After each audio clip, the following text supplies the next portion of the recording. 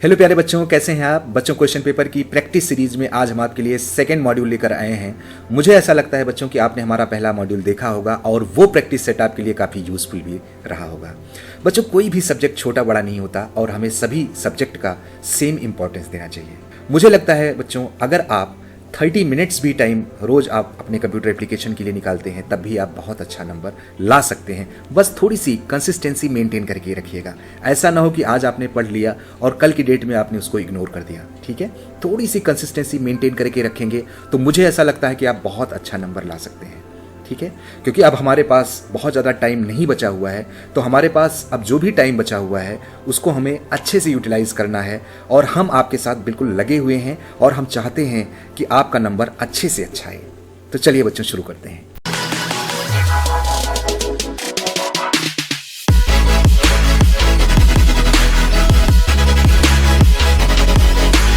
तो ये बच्चों आज का आपका फर्स्ट क्वेश्चन है जिसमें लिखा है सूरज, a web designer wants to create a web page to display a list where each item is listed by a number.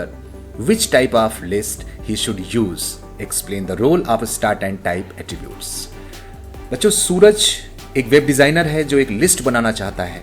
ठीक है, लेकिन वो जो लिस्ट होगी वो न्यूमरिक होनी चाहिए। तो आपको पता है कि जब भी हम न्यूमरिक लिस्ट बनाते हैं तो उसके अंदर हमको ऑर्डर लिस्ट का यूज करना होता है। ठीक है, चाहे वो 1 2 3 की सीरीज बनानी हो, चाहे वो ABCD की सीरीज बनानी हो, चाहे वो रोमन लेटर्स की सीरीज बनानी हो।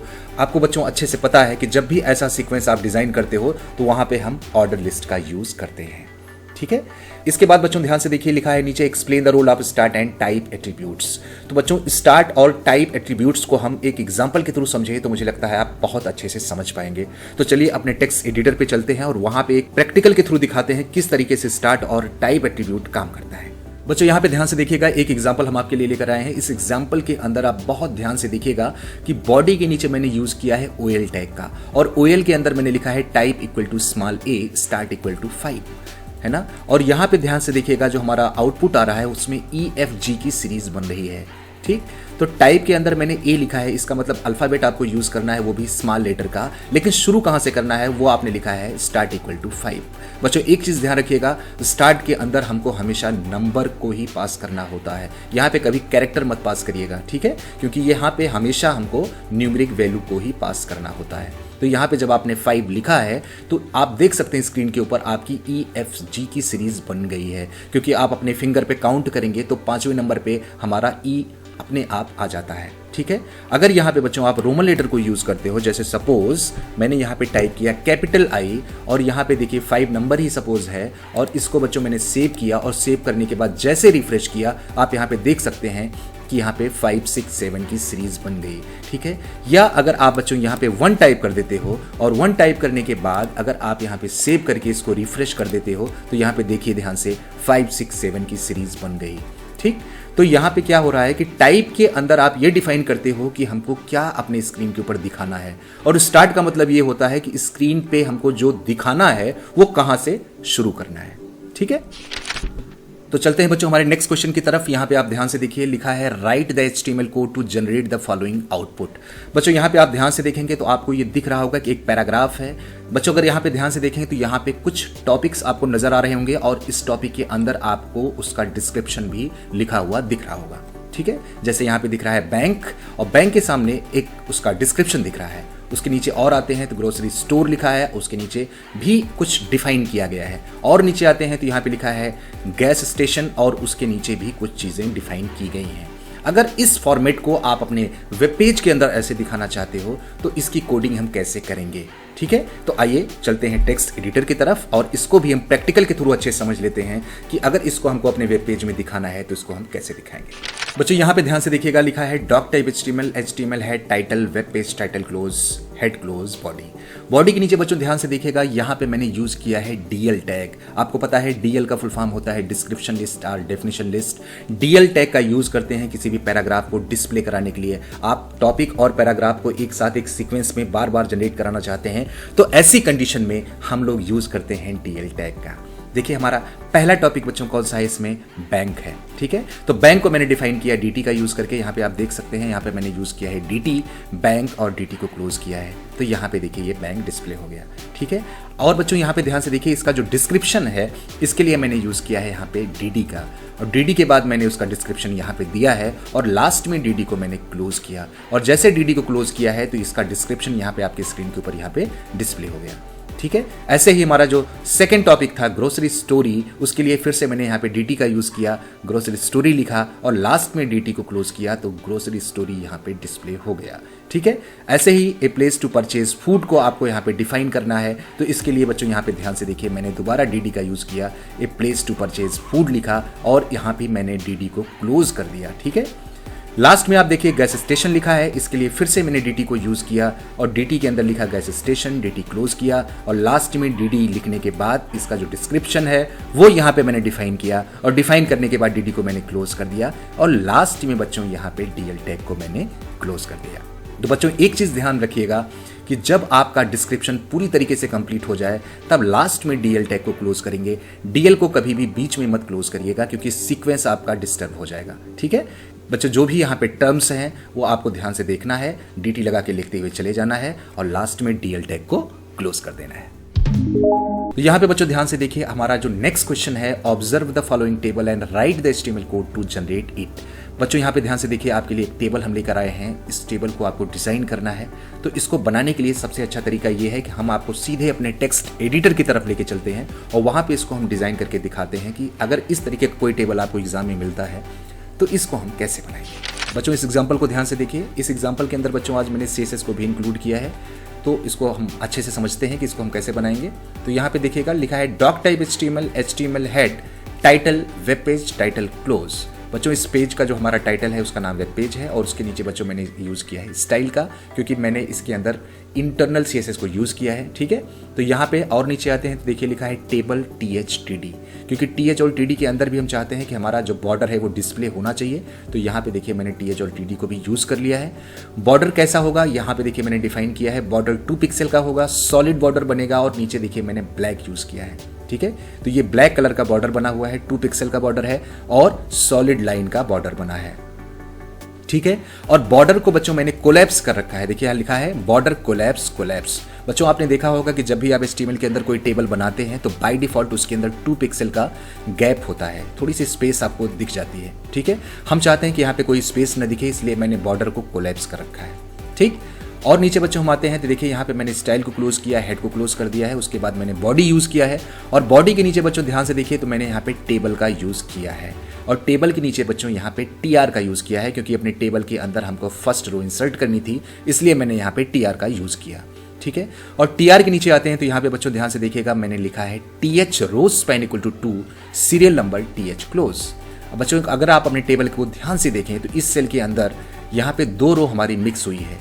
ठीक है, अगर बच्चों ये लाइन आप आगे बढ़ाते हैं तो यहाँ पे आपको अच्छे से पता चल जाएगा कि इसके अंदर हमारी 2 रो मिक्स हुई है। ठीक है, तो यहाँ पे मैंने क्या लिखा है TH rowspan equal to 2 serial number TH close. ठीक, ऐसे ही बच्चों क्लास के लिए मैंने क्या लिखा है यहाँ पे ध्यान से देखिएगा TH rowspan equal to 2 class TH close. बच्चों क्लास के अंदर भी अगर आप ध्यान से देखेंगे तो इसके अंदर भी 2 रो हमारी मिक्स हुई है। ठीक है, तो इसलिए मैंने यहाँ पे लिखा है TH rowspan equal to 2 class TH close. ठीक है, आगे देखिएगा मैंने लिखा है TH colspan equal to 3 number of student TH close. बच्चों इस वाली बड़ी वाली सेल के अंदर अगर आप ध्यान से देखेंगे तो यहाँ पे आपको 3 ऐसी सेल्स मिलेंगी जो मर्ज हुई हैं। इसका मतलब first column, second column and third column, इसमें 3 कॉलम मिक्स हुए हैं। तो यहाँ पे मैंने लिखा है TH colspan equal to 3 number of student TH close.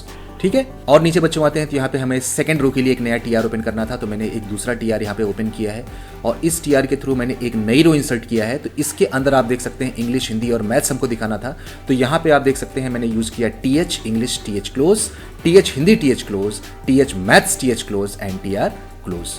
यहाँ पे देखिए यहाँ पे मैंने 3 वैल्यूज दिखाई हैं, ये भी हमारा हेडर पोर्शन था, तो इसको भी बच्चों मैंने TH का यूज करके दिखाया है। यहाँ पे इंग्लिश, हिंदी और मैथ्स यहाँ पे डिस्प्ले हो गया है। ठीक है, और जब ये रो हमारी कंप्लीट हो गई, देखिए यहाँ से यहाँ तक बच्चों जब हमारी रो कंप्लीट हो जाती है, इसके बाद मैंने क्या किया TR को बंद कर दिया है। ठीक है, और बच्चों नीचे आते हैं तो मैंने लिखा है TR align equal to centre. बच्चों ये जो नीचे वाली थर्ड रो हमारी है, हम चाहते हैं इसके अंदर जो भी वैल्यू हो वो सेंटर में डिस्प्ले करे, इसलिए बच्चों यहाँ पे TR के साथ मैंने align इक्वल टू सेंटर का यूज किया हुआ है। ठीक है, तो यहाँ पे देखिए TD1 TD close, TD10 A TD close, TD35 TD close, TD10 TD close, TD24 TD close, then TR close इस फर्स्ट रो के अंदर मैंने डिफाइन किया और लास्ट में TR टैग को क्लोज कर दिया है। ऐसे ही और नीचे आते हैं बच्चों तो मैंने लिखा है TR align equal to centre, TD2 TD close, TD10 B TD close, TD31 TD close, TD15 TD close, TD36 TD close, then TR close. इस तरीके से बच्चों ये वाली रो भी हमारी असाइन हो जाती है। लास्ट में फिर से आप नीचे आएंगे तो यहाँ पे आपने लिखा TR align equal to centre, TD3 TD close, TD10C TD close, TD54 TD close, TD25 TD close, TD12 TD close, then TR close, table close, body close, HTML close. तो बच्चों इस तरीके से ये रो भी हमारी डिफाइन हो जाती है और लास्ट में आप टेबल को क्लोज करते हुए बाहर निकल जाते हैं। ठीक है, तो इस तरीके से बच्चों जब भी कोई टेबल आपको एग्जाम में मिले तो आप बहुत अच्छे से ऑब्जर्व करिएगा तो इसके अंदर कॉलम को मिक्स किया गया है कि रो को मिक्स किया गया है। ठीक है, एक बार मैं फिर से आपको दिखाना चाहता हूं, यहाँ पे जैसे ही सेल आप देखेंगे तो इधर वाली रो जो है इसको आप ध्यान से देख लीजिए इसमें हो क्या रहा है, ये रो सीधे आगे निकल रही है। ठीक है, तो इसको देखने से हमको पता चल गया कि इसके अंदर रो मिक्स हुआ है। ठीक, ऐसे ही अगर नीचे से ऊपर की तरफ आप ध्यान से देखेंगे तो इसको देखने से आपको तुरंत पता चल जाएगा कि इसके अंदर कॉलम को मिक्स किया गया है। ठीक है, तो बच्चों हम लोग अक्सर कंफ्यूज हो जाते हैं कि कहाँ पे हमको रोज पेन लगाना है और कहाँ पे हमको कॉलस पेन का यूज करना है। ठीक है, थोड़ा सा अच्छे से ऑब्जर्व करिएगा, उसके बाद इसको आप डिजाइन करिएगा। बच्चों चलते हैं नेक्स्ट क्वेश्चन की तरफ। यहाँ पे देखिए लिखा है write the HTML code to generate the following output. बच्चों यहाँ पे ध्यान से देखिए हमारा लिस्ट का क्वेश्चन है, इसको भी हमको डिजाइन करना है। हम चाहते हैं कि इसका भी आउटपुट हमारे वेब ब्राउजर पे डिस्प्ले हो, जिसके थ्रू आप इसको अच्छे से समझ पाएं कि इसको हम कैसे बनाएंगे। तो सीधे चलते हैं अपने टेक्स्ट एडिटर की तरफ और वहां इसको भी हम डिजाइन करते हैं और आपको अच्छे से समझाते हैं। बच्चों इस एग्जांपल को ध्यान से देखिएगा, यहाँ पे लिखा है doc type HTML head title web page title close. उसके बाद बच्चों मैंने स्टाइल का यूज किया है। ठीक है, और स्टाइल के बाद बच्चों मैंने क्लास का यूज किया है। क्लास का यूज मैंने इसलिए किया है कि यहाँ पे अगर आप ध्यान से देखेंगे तो यहाँ पे आपको डिस्क दिख रहा है और यहाँ पे सर्कल दिख रहा है। ठीक है, अगर बच्चों स्टाइल के नीचे आप डायरेक्ट लिखते list style type equal to circle या list style type equal to disc तो सेम वैल्यू वो दोनों तरफ वो शो करा देता। ठीक है, तो इसलिए हम चाहते थे कि यहाँ पे ये अलग अलग वैल्यूज को शो करे, तो इसलिए मैंने क्या किया कि यहाँ पे मैंने क्लास को डिफाइन किया है। तो सीधे पहले हम आते हैं नीचे, ध्यान से देख लेते हैं कहाँ पे मैंने क्लास को डिफाइन किया है। तो आप यहाँ पे ध्यान से देखिएगा OL class equal to AB मैंने रखा है। हम चाहते हैं कि जो हमारा लाइनेक्स यहाँ पे दिख रहा है यहाँ पे ये डिस्क बन गया है। ठीक है, तो OL class equal to AB रखा है मैंने। तो AB के अंदर आप बहुत ध्यान से देखिएगा, AB के अंदर मैंने डिफाइन किया है list style type equal to, यहाँ पे लिस्ट स्टाइल टाइप में मैंने डिस्क का यूज किया है। ऐसे ही और नीचे बच्चों अगर हम आते हैं तो यहाँ पे ध्यान से देखिएगा UL क्लास CX रखा है, मतलब Ubuntu, Kali, Linux and red hat के लिए बच्चों आप यहाँ पे देख सकते हैं यहाँ पे सर्कल का यूज हमको करना था। तो CX के अंदर आप यहाँ पे ध्यान से देखिए लिस्ट स्टाइल टाइप में मैंने क्या यूज किया है, सर्कल किया है। ठीक है, ऐसे और नीचे हम आते हैं बच्चों, ध्यान से देखिएगा यहाँ पे आप UL क्लास RK रखा है क्योंकि विंडोज 7 और विंडोज 10 के अंदर भी हमको यूज करना था सर्कल का, तो RK के अंदर भी मैंने यहाँ पे सर्कल का यूज किया हुआ है। देखिए डॉट RK मैंने यूज किया है क्योंकि क्लास के लिए बच्चों यहाँ पे हमको डॉट का यूज करना होता है। तो मैंने लिखा है डॉट RK और उसके बाद मैंने लिखा लिस्ट स्टाइल डैश टाइप और इसके बाद मैंने सर्कल का यूज किया है। सर्कल का यूज करने से क्या होता है कि यहाँ पे ये सर्कल डिस्प्ले हो गया। ठीक है, तो इस तरीके से आप क्लास को डिफाइन कर सकते हैं और अपनी लिस्ट को आप अच्छे से बना सकते हैं। ठीक, अगर यही चीज आपको इनलाइन बनाना होता तो इनलाइन में कुछ नहीं करना था, सीधा आपको OL के अंदर लगाना था। OL style equal to list style type, सीधे सर्कल या डिस्क का यूज कर सकते थे। लेकिन अगर इसी चीज को आप इंटरनल CSS के थ्रू बनाते हैं और वैल्यू हमारी चेंज होती है तो वहां पे क्लास या ID का आपको कॉन्सेप्ट यूज करना पड़ता है। ठीक है, तो मुझे लगता है कि ये चीज़ें आपको अच्छे से समझ में आ गई होंगी। अगर बच्चों ऐसी कोई कंडीशन बनती है तो वहां पे आप क्लास या ID का यूज करके आप अपने प्रोग्राम को बना सकते हैं। ठीक है बच्चों, चलते हैं नेक्स्ट क्वेश्चन की तरफ। What are comments and how do you give them in HTML। बच्चों कमेंट क्या होता है, इसको आप अपने HTML के पेज के अंदर किस तरीके से असाइन कर सकते हैं, ये आपको इसमें डिफाइन करना है। तो बच्चों कमेंट का मतलब ये है कि जब भी आप वेब पेज बनाते हो और अपने पेज के अंदर किसी चीज़ को आप डिफाइन करना चाहते हो और आप ये चाहते हैं कि जो भी कुछ आप डिफाइन करते हो वो चीज़ हमारे वेब ब्राउज़र के अंदर डिस्प्ले ना हो, तो ऐसी कंडीशन में हम लोग कमेंट का यूज़ करते हैं। ठीक है, तो आइए इसको भी हम प्रैक्टिकल के थ्रू समझ लेते हैं कि कमेंट को हम कैसे यूज़ कर सकते हैं और उसको अपने वेब ब्राउज़र में डिस्प्ले होने से कैसे हम उसको रोक सकते हैं। तो आइए इसको भी हम एग्जाम्पल के थ्रू समझ लेते हैं। बच्चों यहाँ इस एग्जाम्पल को आप बहुत ध्यान से देखिएगा। यहाँ पे लिखा है doc type HTML head, title web page, title close, head close, body, और बॉडी के अंदर बच्चों मैंने H1 टैग का यूज़ किया है और यहाँ पे लिखा है hyper text markup language, H1 को क्लोज कर दिया है। और बच्चों इसके नीचे ध्यान से देखिएगा, मैंने यहाँ पे एंगुलर ब्रैकेट का यूज़ किया है, एक्सप्लेनेशन मार्क लगाया है और उसके बाद डैश लिखा है, टाइप योर कमेंट लिखा है, उसके बाद एक डैश लगा के इसको बंद कर दिया है, ठीक है, और नीचे बॉडी क्लोज, HTML क्लोज। बच्चों जब भी आप कमेंट का यूज़ करना चाहते हैं अपने वेब पेज के अंदर तो ये वाला सिंबल आप यूज़ कर सकते हैं अपने स्क्रीन के ऊपर, ठीक है। तो बच्चों अगर इस तरीके से आप राइट करते हो तो आपका कंटेंट आपके सोर्स कोड में, आपके नोटपैड के अंदर, आपके टेक्स्ट एडिटर प्रोग्राम के अंदर तो पड़ा रहेगा, लेकिन वो चीज़ कभी भी आपके वेब ब्राउज़र के अंदर डिस्प्ले नहीं होता है, ठीक है।